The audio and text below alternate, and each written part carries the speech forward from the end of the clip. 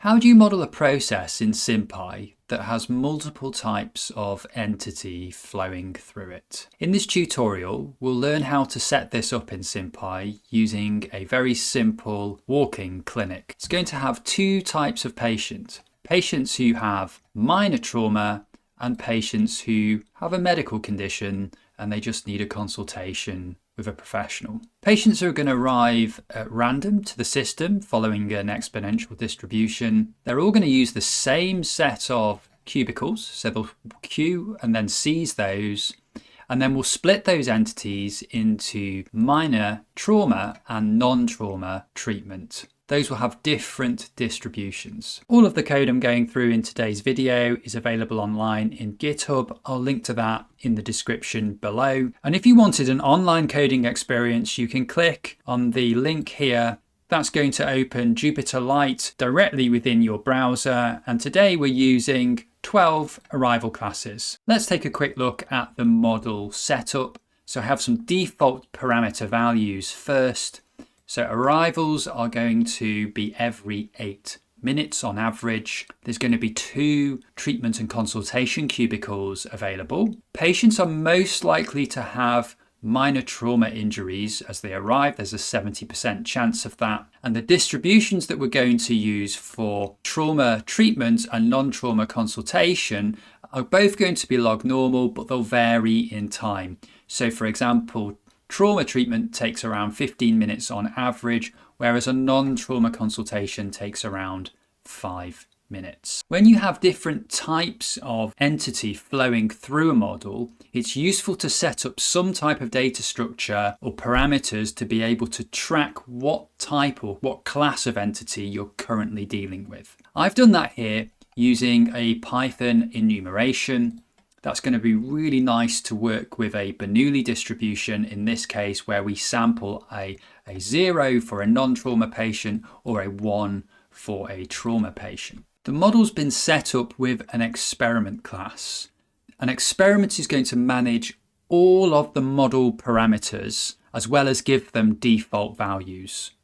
The second thing it will do is manage the pseudo-random number streams and the random sampling. That's a key thing we need to get our head around for setting up multiple entity classes within a model. And then lastly, it's going to manage the results. It's just going to be a place where we can store the results of a single replication of the model. Within the experiment class, we have a function to initialize sampling. What that's going to do is create a set of pseudo-random number streams and assign those to various distributions. The first of which will be arrivals, where we assign an exponential distribution with our walk-in inter-arrival time as its mean.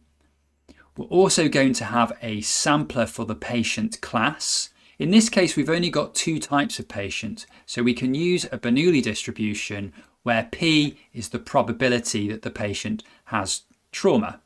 And in both of these cases, note that we're setting the random seed.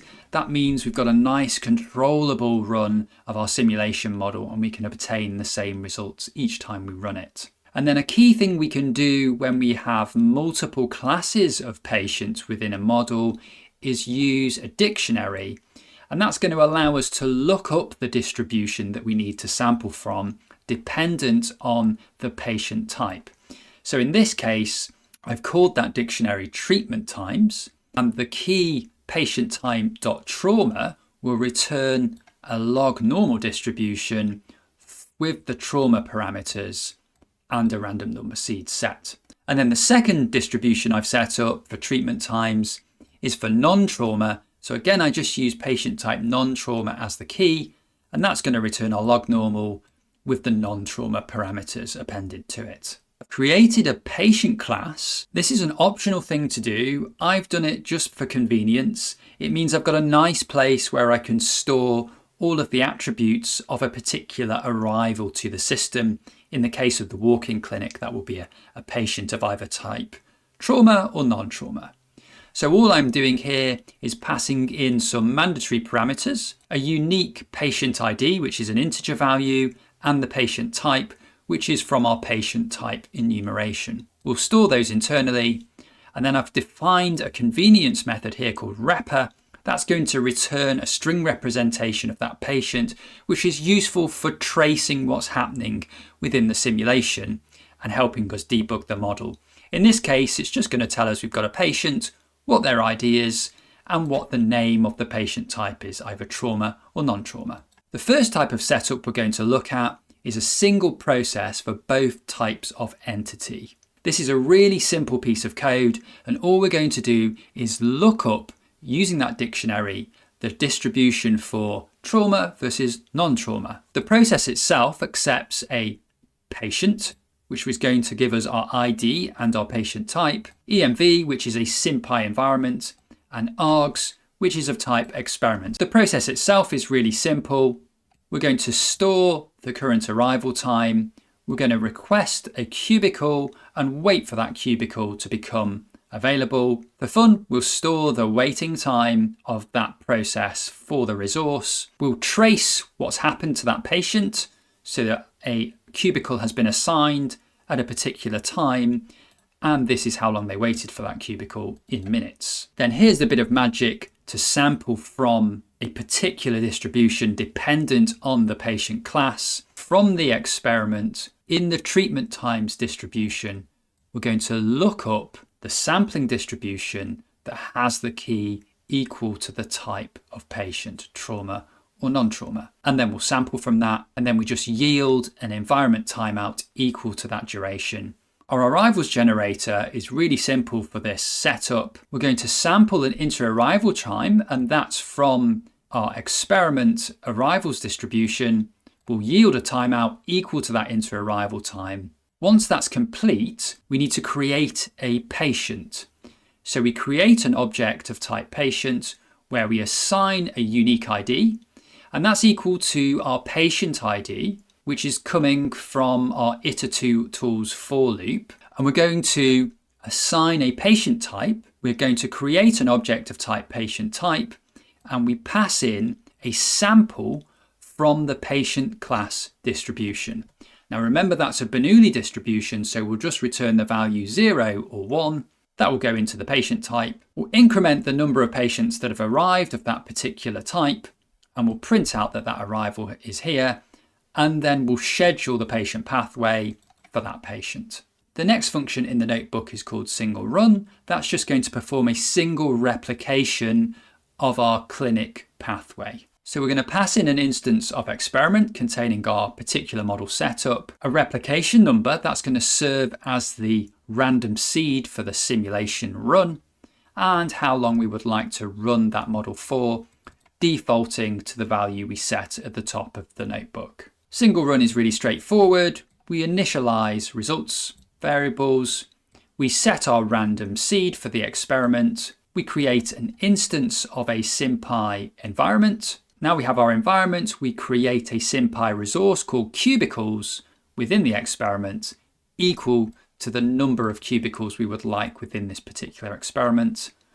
And then we schedule our walking generator and we run the simulation model. And then there's a small bit of results collection at the end of the simulation run where we calculate the mean waiting time as well as tracking the number of trauma patient arrivals and the number of non-trauma arrivals. So to run the simulation model, we're setting trace equal to true, so we'll see the log of the output.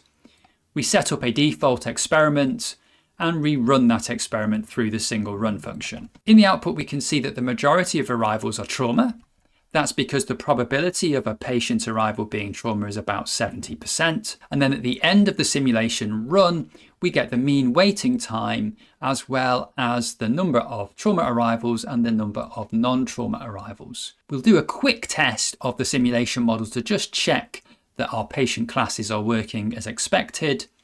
So first of all, we'll run the model where all patients are trauma patients, so the probability of trauma is 100%. So we can see here that the mean waiting time has increased and we've got no non-trauma patients. That's as we would expect. And if we rerun the model where all patients are non-trauma, our waiting time dropped as we would expect as they have a much shorter length of stay and we get no trauma patients arriving to the system. Now, in that example, we had two types of patients arriving to the system that went through an identical process, apart from their length of stay durations were different.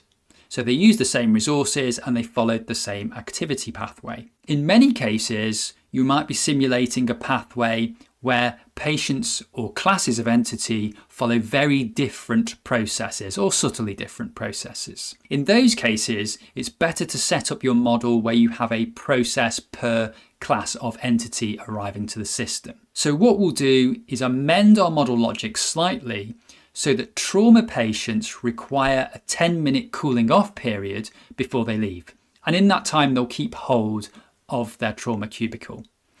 So to implement that, we need two pathway processes. We're going to have one called trauma pathway and one called non-trauma pathway. We'll also need to amend our walk-in generator function so that we make sure we schedule the right type of process dependent on the class of patient arriving to the system. So here's our trauma patient pathway. It accepts exactly the same arguments as our single pathway, the patient, the SimPy environment, and the experiment. The only modification is that rather than looking up the patient distribution dependent on the patient, we always use patient type.trauma because we're only sampling times for trauma patients. I've then included our modification here where we're simulating some variance from the non-trauma pathway. In this case, a 10-minute cooling off for patients who've had some type of procedure. So that's a fixed time of 10 minutes. And our non-trauma pathway looks very similar again.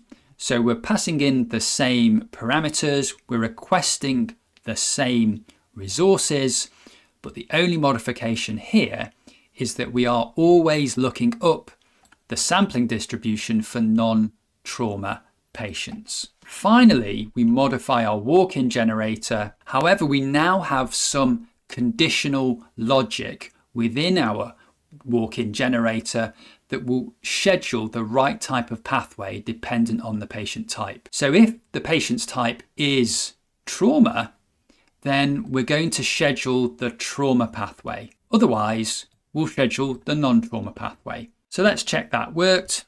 So we now have a new type of event in the model, whereas the treatment has been completed. There's then a cooling off period of about 10 minutes. So here we can see for patient 2, their treatment was complete at 46 minutes, and then exactly 10 minutes later, they exit the system. In this example, we looked at a simple scenario where we had a single arrival process to the system and we used a discrete distribution to split the entities at the point of arrival. But what about a situation where you have multiple types of arrival to the system and each of those has its own arrival distribution? If that's the case, you need to check out this video on screen now where I show you how to set your model up.